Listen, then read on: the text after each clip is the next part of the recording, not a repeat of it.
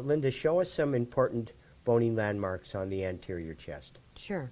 So we're going to begin with the jugular notch. I want you to feel for the soft area, and this is a really important marker. So this is the beginning of this bone, which is called the manubrium. And I want you to bring your finger down the manubrium until you feel a rise.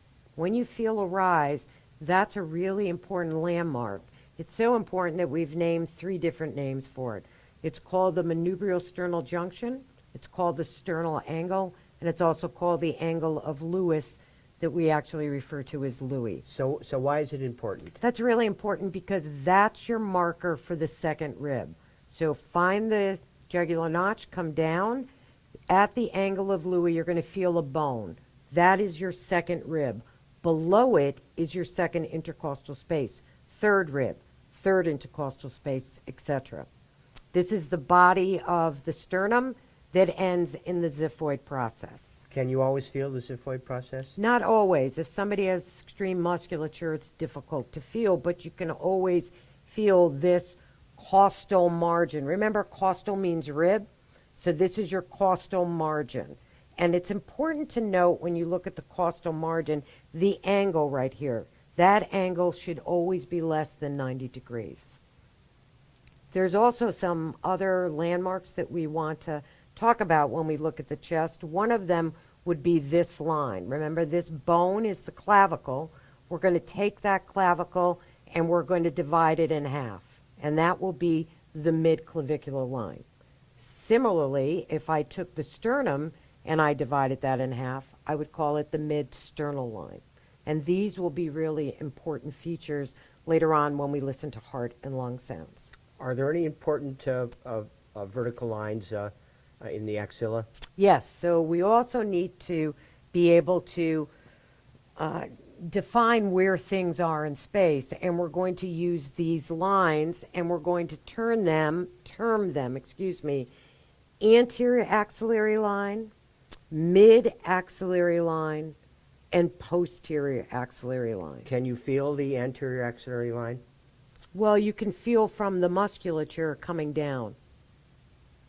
And then I'm going to turn the patient, and posteriorly, we need to use bony landmarks to help us figure out where we are in space.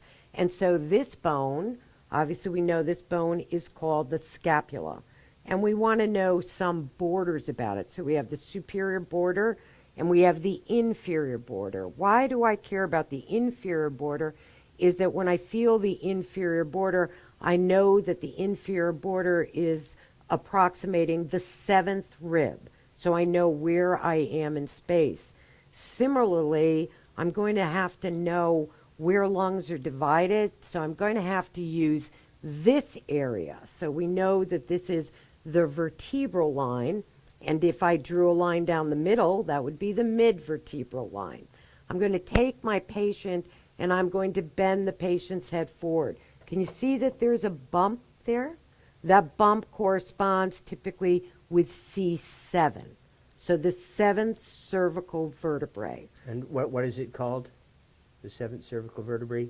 Is that the vertebral prominence? Yes, sorry, Bill. So the vertebral prominence, there are 7 cervical, there are 12 thoracic. So we are going to start counting from C7.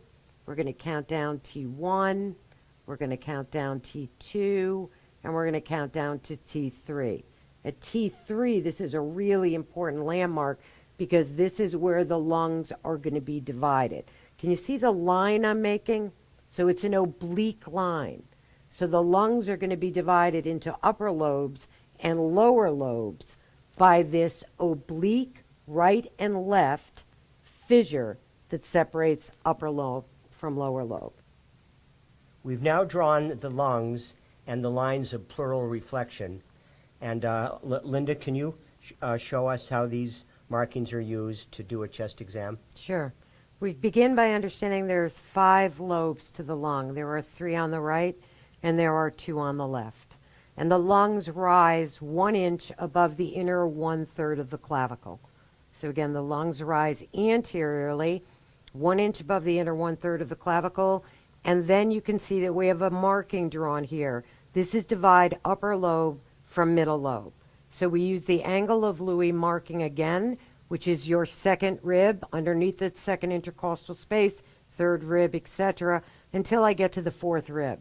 At the fourth rib, I draw an imaginary line over to the fifth rib in the mid-axillary line. Because the ribs curve, what start at the fourth is the same as the fifth, therefore we call it a horizontal fissure separating upper lobe from middle lobe. Posteriorly, the lung was divided from T3, which I'll show you right now. At T3, we take the patient, we bend the patient's head forward. Can you see that there's a prominence there? That's typically C7. Underneath it, feel for the first prominence, T1, feel the second, T2. At T3, we draw an right and left oblique fissure that divides the lung posteriorly into upper lobe and lower lobe. Linda, why can't we see the middle lobe in this view? Because there is no middle lobe posteriorly. Posteriorly, you are only going to get upper lobe and lower lobe. So you can only listen to it anteriorly. Correct. You will never be able to hear a right middle lobe pneumonia posteriorly. You are only getting upper lobe and lower lobe posteriorly. So again at T3, the right and left oblique fissures divide the lung into upper lobe and lower lobe, and the line ends again at the sixth rib in the midclavicular line. So that's why we drew these lines before. So now we have right upper lobe, we have right middle lobe, and you can see anteriorly we only have this much space for the lower lobe. So what are these dotted lines? The dotted lines are the pleural reflection. That is, the lungs end anteriorly at the sixth rib, at the eighth rib in the mid-axillary line, and the 10th rib posteriorly. But if you think about what happens when you take a breath, you take a deep breath in, if you can, and what happens is his diaphragm pulls down, and his lungs will go down into this recess. So now, where his right lung ended at the sixth rib, you can see that we're now going to extend to the eighth rib. So the eighth rib now anteriorly, the 10th rib in the mid-axillary line, and the 12th rib posteriorly. His lungs will descend down to this pleural reflection on maximum deep inspiration. So the lungs are constantly in an active process of moving up or moving down. We've now drawn the borders of the heart in red and the position of the valves and the auscultation points for the valves. Linda, explain how you use this information to do a cardiac examination. Sure. So we'll begin by understanding that the heart lays in the chest anteriorly underneath the sternum over into the left midclavicular line. The top of the heart is called the base of the heart. You can see we have a right sternal border. This right sternal border is primarily the right atrium. Over here, at the fifth intercostal space, left midclavicular line, that's what we call the apex of the heart, and the apex of the heart is the left ventricle. Here we have 4 valves drawn across the sternum obliquely, starting about the 3rd rib and going to the 4th intercostal space. And how they are is the first one is pulmonic, then we have aortic, then we have mitral, and then we have tricuspid. Those are where the valves are, but that's not where the valves are heard best. So now you need to understand, where will we listen? Where we'll listen is for each valve in a particular area. We are going to go back to the angle of Louis again. Knowing the angle of Louis is the marker for the 2nd rib, the 2nd intercostal space on the right sternal border, where you can see the heart is not, is where I hear the aortic valve best. So I will put my stethoscope right in that position and listen for S1 and S2, which you know as lubbed up. So I will listen here for the aortic area. Now I will move my finger laterally, staying again at the second intercostal space, but at the left sternal border, that will be pulmonic area. And again, I listen for S1, S2, or lub-dub. I now move down one intercostal space. You see I'm staying on the left sternal border now. This is what we call Erb's point. Erb's point is the third intercostal space, left sternal border. This is where S1 and S2 are heard equally as loud.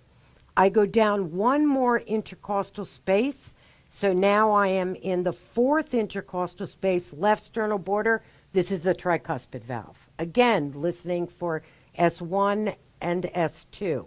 Now I need to move over to the fifth intercostal space, left midclavicular line. I'm using that line again, and I am going to listen in this area, and this area is the mitral area. This area also is known as the PMI, or the point of maximum impulse. It is where the left ventricle hits against the chest wall. You can observe for it, and then you can use your hands to palpate for this area. We now draw some of the important structures in the superior mediastinum. That is the region of the thorax immediately superior to the heart. And as we look here, we can see the arch of the aorta arching off to the right and coursing around behind the manubrium of the sternum, doing so close to the sternal angle, passing posterior to manubrium.